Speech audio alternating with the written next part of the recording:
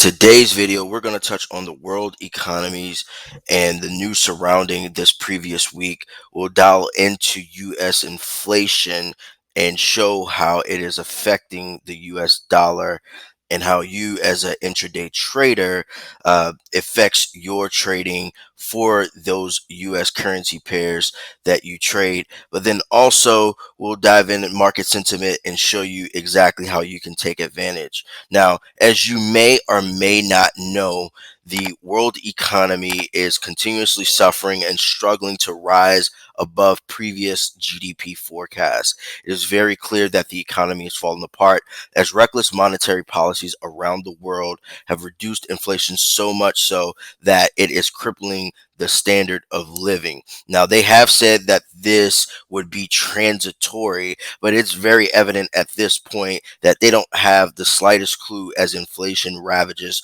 through the global economy, surging past these so-called expectations. Now, corporations have rang the alarm about inflation, warning consumers of the raising costs and prices of grooming products, oral and skincare products. As you can see, Procter and Gamble are looking to raise prices on essential everyday products that most people really can't live without.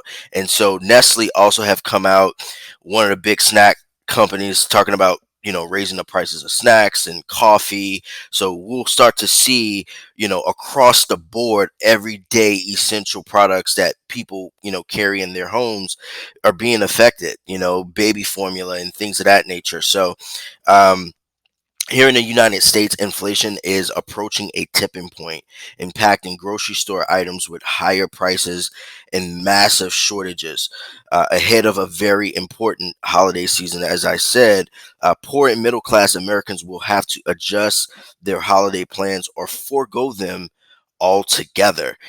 Between prices surging out of whack and shortages, families are expected to have fewer gifts under the Christmas tree this year.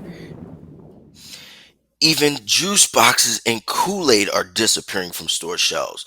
But luckily, we still can drink the Kool-Aid from our beloved media and dear politicians who continue to assure us that this historic crisis at our ports, with hundreds of cargo ships just waiting to dock, is just a sign of a thriving economy.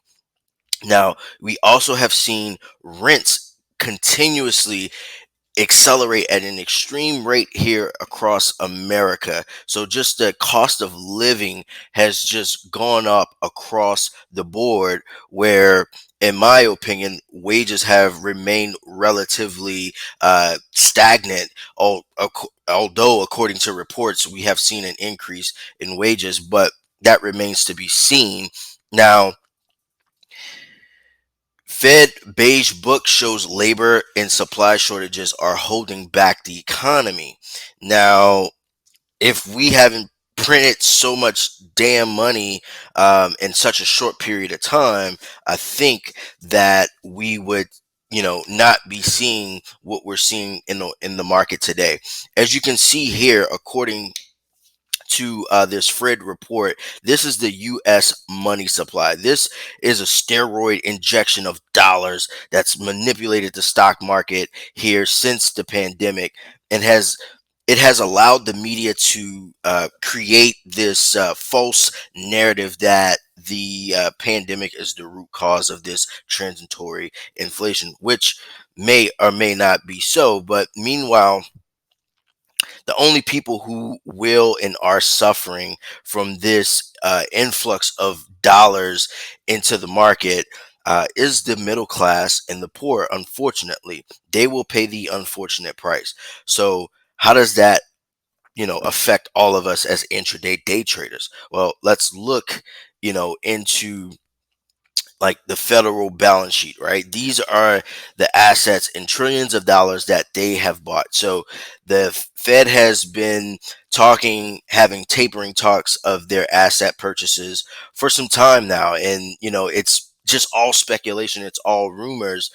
although they've come out and said it, that they're looking towards 2023, 2024 to start to really taper, because if they taper too fast, then that could really affect the real estate market and other areas of the economy. So they can't start tapering off too fast. It has to be balanced, and they have to see some organic growth in the economy, mainly, people going back to work, and going back to, get their jobs. But a lot of people have been, I guess now, due to the pandemic, has been, really, I want to say, not really willing to go back into offices and buildings as of yet, for as far as like the corporate structure. But when we look into this chart here, we can see the timeline of how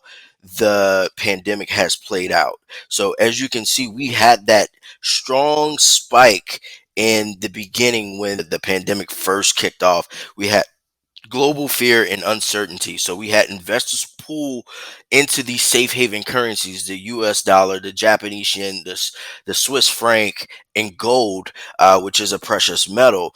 And so you've seen the feds take action and do interest rate cuts, quantitative easing, asset purchases, and stimulus checks, right? All geared towards to stimulate the economy, right?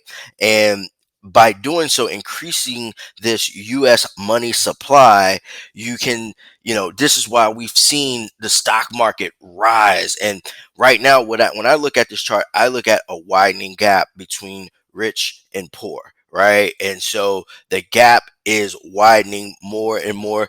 In my honest opinion, I feel like the middle working class is becoming more and more irrelevant, and more closer to the poor side of this wealth gap. So at this point in time, it's, unfortunate that everyday Americans are going to be the ones who suffer the most, while the rich gets richer as they pump. After a big pump, there's a big dump, and vice versa. So right now, the only people's pockets that are getting fatter are the wealthy. And unfortunately, this affects everyday working people. But how we apply this to our charts as intraday traders, we know when we have a weak dollar, we're going to see GBP USD or Euro USD or gold against the dollar, soar, and we're going to see that pump, right? And so what I'm looking at, that although the tapering talks have been heating up, so when they start to talk about the tapering of asset purchases, we start to see an increase in the dollar, right? We start to see hawkish movement and bullish momentum. But as we get more stimulus, and they continue to, you know increase that money supply to keep the stock market healthy, or to keep the stock market roaring and creating all-time highs, then we're going to continue to see bearish momentum on the US dollar. So for the foreseeable future, if we remain bearish, then I see us continuing to buy up GBP USD, Euro USD, and for things like USD CAD, obviously we'll be on the short end of that. And so all of this video hopefully was very informative from a fundamental standpoint. Till next time, talk to you guys soon. Peace.